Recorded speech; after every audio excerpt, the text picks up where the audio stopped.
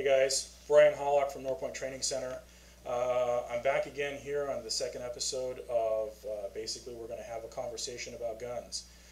And this time the conversation is with my pro-gun friends. Here, whereas in the last one I was kind of calling out some of my anti-gun friends, now I'm going to call out my pro-gun friends. Let's talk a little bit about how we approach our daily lives and how we present ourselves as gun owners.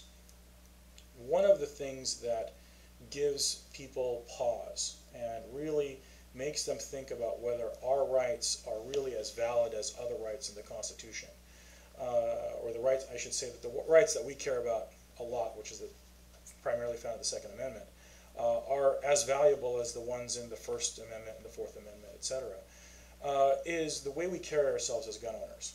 And we need to get out of the traditional mold. We've gotten kicked a bunch, mostly in the media, and a lot of us react in a way that I don't think promotes a positive discourse. One of the things we do is we talk about the anti-gunners in very derogatory ways. We'll often call them sheep. This came from the old Jeff Cooper analogy of there being wolves and sheepdogs, both being in a sense predators, but the mission of the sheepdog is to protect the sheep, and that the rest of the public, the non-gun owning public, are basically sheep. We even sometimes refer to them as sheeple instead of people. I'm not sure that this is really a positive thing for us. We ought to talk about folks that are anti-gunners for what they are. I think for the most part they are well-intended Americans, and in their minds they think that they've got a better way. And certainly we can all agree that random acts of gun violence are tragedies, and they ought to be prevented somehow, but we differ in the way we go about preventing them. And so just because someone doesn't believe in your personal right to keep a firearm doesn't make them less than human, and doesn't make them they should not to be the source of denigration. We should look at them as for what they are, which is somebody who doesn't understand your concerns and has not spent the kind of time that you have to educate yourself. And so we ought to get out of that. We shouldn't really engage in the vitriol that way. And frankly, I think as gun owners, we're better than that. Now, how we carry ourselves in public is also another factor. And this plays in a little bit to my friends in the open carry movement.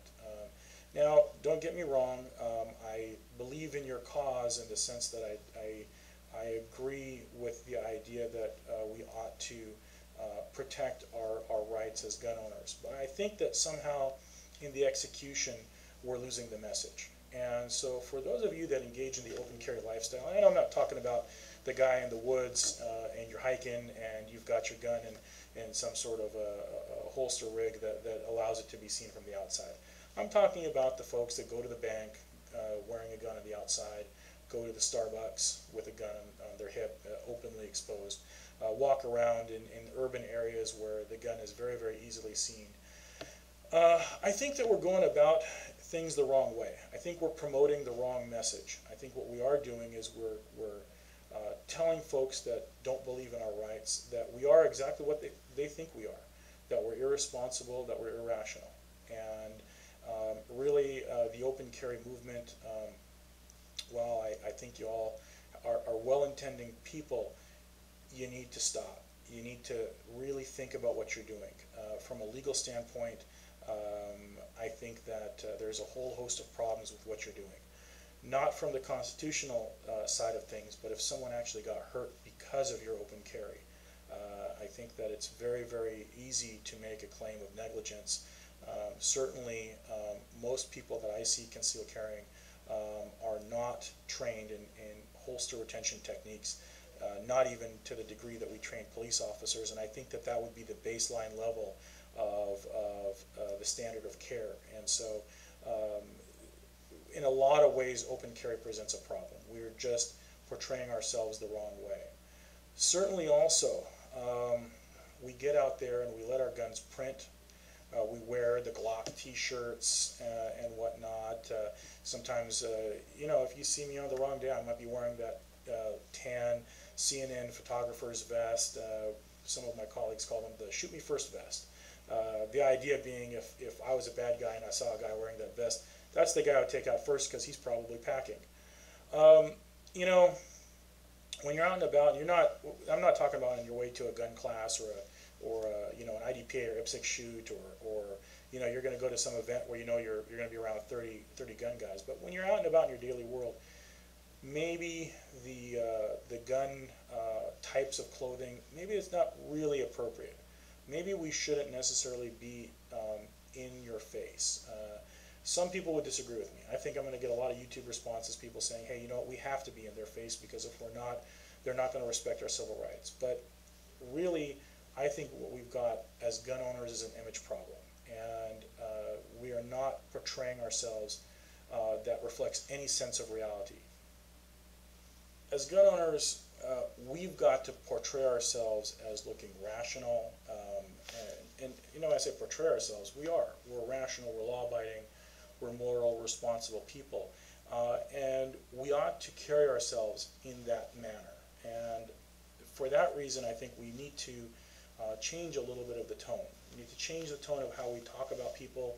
We ought to change the tone of how we carry ourselves in public.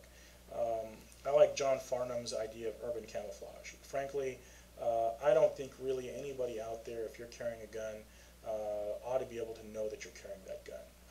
And there really isn't a good reason for that, for anybody to be able to spot your firearm or know that it's there. There are going to be times where, you know, maybe only a fanny pack will do, and frankly, because of the various styles, you know, they sort of scream gun owner, but at least there, you're doing what you can to still not necessarily portray yourself as a gun owner. We should try to get away from being in your face about it. For example, I adore the NRA. I think the NRA is an excellent organization. I know a lot of people are going to disagree with me about that, but I think that they do excellent work. But I disagree with putting the NRA sticker on my car. I think that it's nice to show pride in an organization that you believe in, but I think when we're out and about in the public, what do we do when we put the NRA sticker on our car? All we're doing is telling every car thief out there that there might be a gun in the car and inviting a break-in.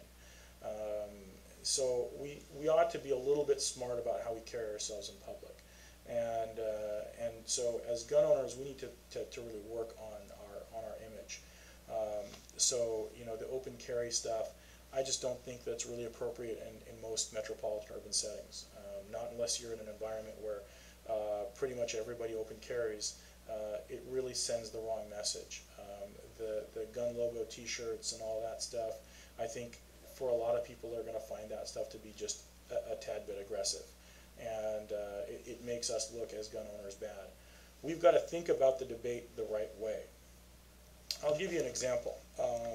In our world, we talk a lot about the gun-free zones and the fallacy of the gun-free zone.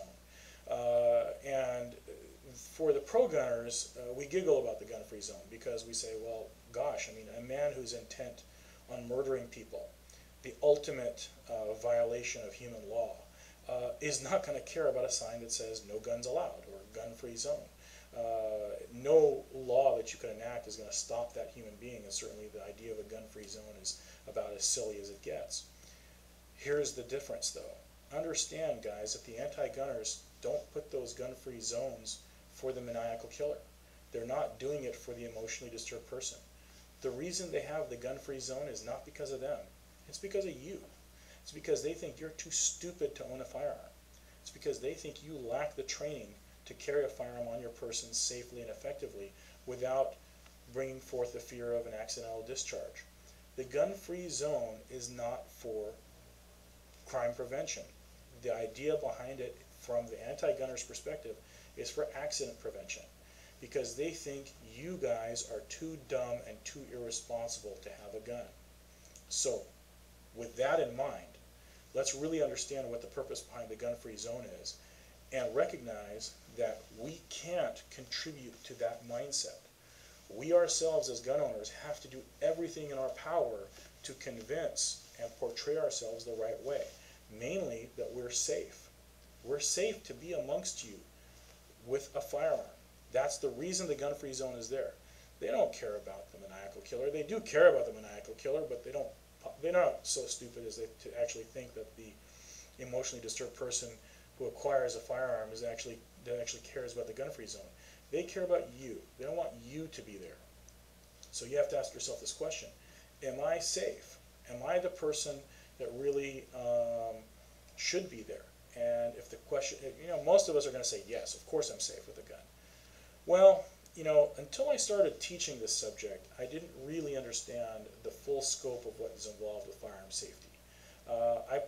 I did, as most gun owners do, I paid lip service to it. But the idea of firearm safety is not as simple as just don't point the gun in the wrong direction and pull the trigger. And unfortunately, there's a lot of people on our side of the gun debate that believe that that's really all gun safety is. And the truth is, gun safety is a mindset. It's a belief and understanding that the gun does not somehow go from being dangerous to being an inert object. That's a hard one to impress upon people. If in your mind there's something that you can do that takes the gun from being a dangerous object to being a garden variety everyday object like a wallet or a cell phone, then I'm going to tell you, you're probably not at the level of safety that I would trust. Because the moment you allow your mind to slip into this fallacy that I can do something that makes a gun perfectly safe, and now I can start doing dangerous things with this thing that I believe to be safe, what ends up happening is you invite a gun accident. When you invite the gun accident, what is it that you really do? You end up playing into the hands of the folks on the other side of the debate who believe that you are too stupid to have a gun. So when you pick up a gun, if your finger inadvertently goes to the trigger when it's not supposed to, stop and ask yourself the question: maybe the gun-free zone was designed for me. That's what we're talking about. And so as gun owners, we have to work on our image problem. We first of all have to understand that the folks on the other side of the political debate are not evil people, but they're uneducated people. Second, we have to understand that we have to be the ones to educate them. And if we're not good, solid, responsible citizens with guns, we're not in a good position to educate them, and certainly we may not even be in a good position to own guns in our homes or around our family members.